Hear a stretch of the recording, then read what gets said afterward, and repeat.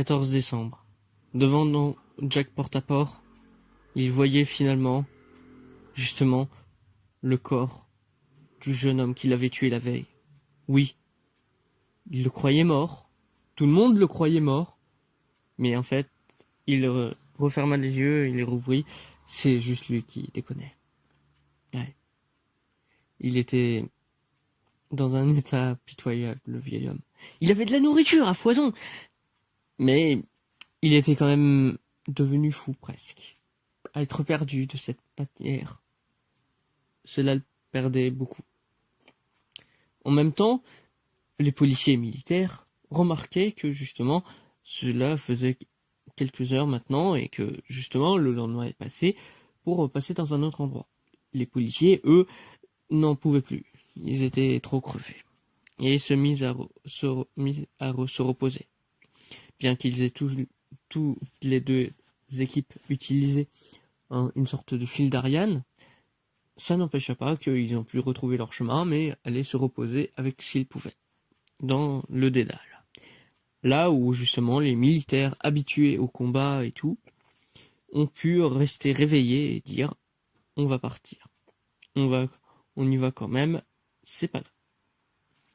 C'est alors que justement on a pu remarquer que les militaires sont allés par le troisième endroit.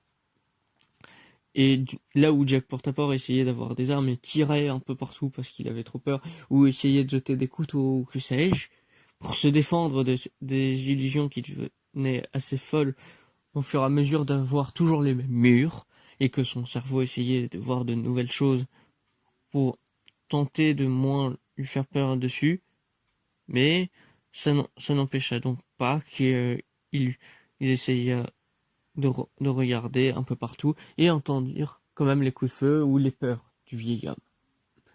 Et c'est ainsi qu'ils le découvrirent après quelques heures.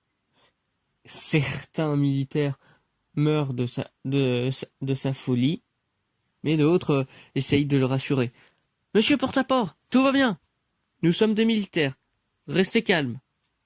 Tout va bien, on va vous faire sortir. » Le mot « sortir ».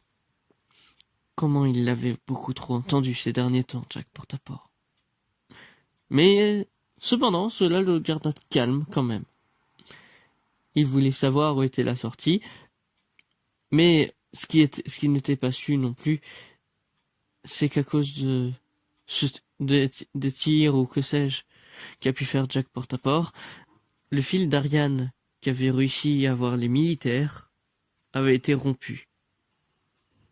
Ainsi, ils étaient perdus. Mais il devait faire comprendre au vieil homme que ce n'était pas le cas. Il fallait essayer de le rassurer en lui disant « Non, on va vous sortir, monsieur Portaport, et on va aussi sortir, nous aussi. Vous inquiétez pas, tout va bien, tout est sous contrôle. » Même si Jack Portaport n'a jamais vraiment aimé les militaires, là, ça le rassurait de savoir qu'il sera peut-être en sûreté et qu'il pourra sortir d'ici quelques minutes, voire des heures. Et ses illusions s'arrêta. Il voyait plus que les militaires. Et en marchant, pendant quelques heures durant, il se demandait si vraiment les militaires savaient où aller.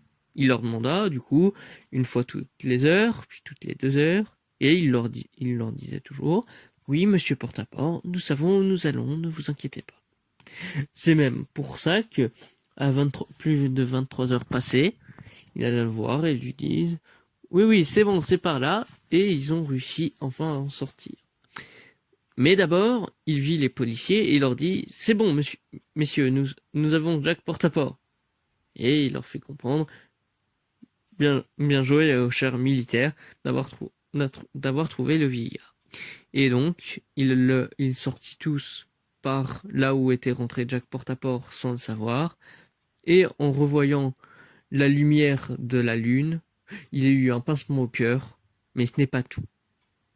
Parce qu'il vit des visages connus, mais qu'il n'a pas vus depuis si longtemps, et pourtant si proches, mais encore plus, il y avait eu les 12 coups de minuit qui retentissaient par la cloche de l'église, car effectivement, en pleine redécouverte du monde. Il était minuit et nous étions le